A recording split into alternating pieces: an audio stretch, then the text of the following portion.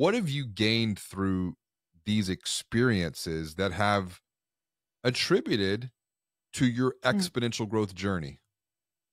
I have generally in my life been pretty, I guess, unapologetic about what I do, what I don't do.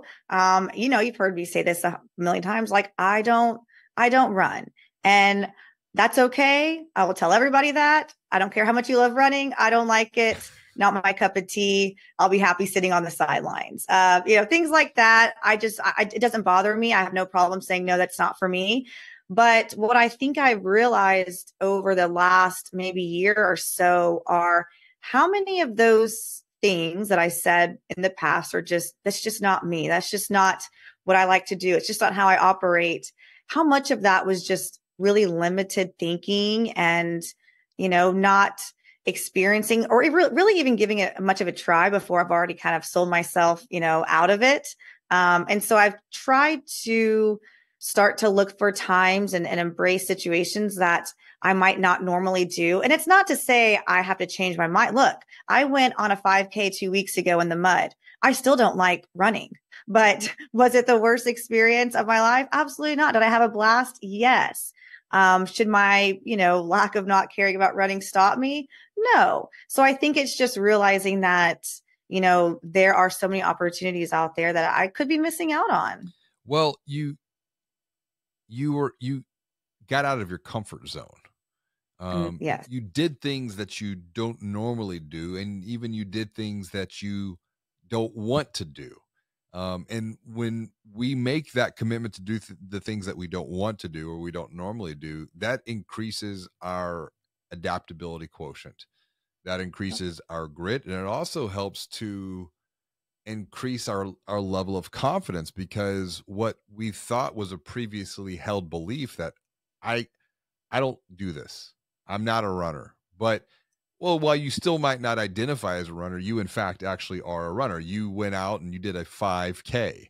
That's a commitment right there. And I think that's the whole point of today's conversation is if we all just take a moment to pause and reflect on our own journeys of exponential growth and look back at the times when we experienced the greatest level of growth, whether that be personally or professionally, or when we're talking about exponential growth, both at the same exact time.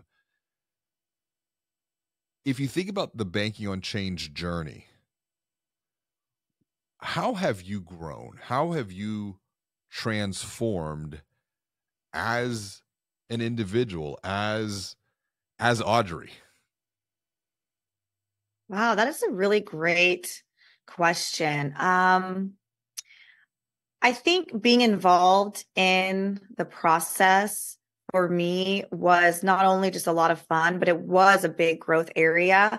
I've been, a book nerd for a while, taught reading as a reading teacher and just have this tremendous love and appreciation for books. Always been fascinated with them. And recently, just in the last 4 or 5 years, really been really been appreciating books as a way of growth, a growth Mm. opportunity for me personally and professionally. Kind of switched from my fiction loving novels over to more of nonfiction, personal growth. And I think that, is it somewhat of a dream for me one day to write my own book? Absolutely. Does it sound like something before that I could attain? Because I know how much goes into it and it takes so much talent and commitment and energy. But I think just getting my feet wet and watching you through this process and kind of being there has showed me that, you know what? Yes, it's still a challenge to write a book and it still does take a lot of commitment. But it's not some, far off lofty goal. It is something that, you know what, Audrey, you probably could do this with a little bit more focus, a little bit more practice, a little bit more dedication and time and energy. So I think just kind of being around it and surrounding yourself with it. And I think that's a really great lesson in life too. It's like, if you want to achieve something, surround yourself with it, surround yourself with people who are doing it. And you'll see that you probably can yourself. Your point about surrounding yourself with people Mhm. it's one that I don't think we should gloss over. I think about my own experience in strategic coach. I think about my experience in elevated with Chad. Yep.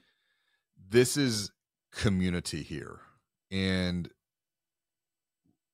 Jim Rohn was the one who said you're the average of the 5 people that you spend the most time with. Exactly. But something else that I'm wanting to surface and maybe come back to here for those who are watching or listening, just to have them pause and ponder on a bit, because you opened up with running, and I don't like to run. You didn't think that you could write a book before this experience yourself. And I know that you are. Like, that is a done deal.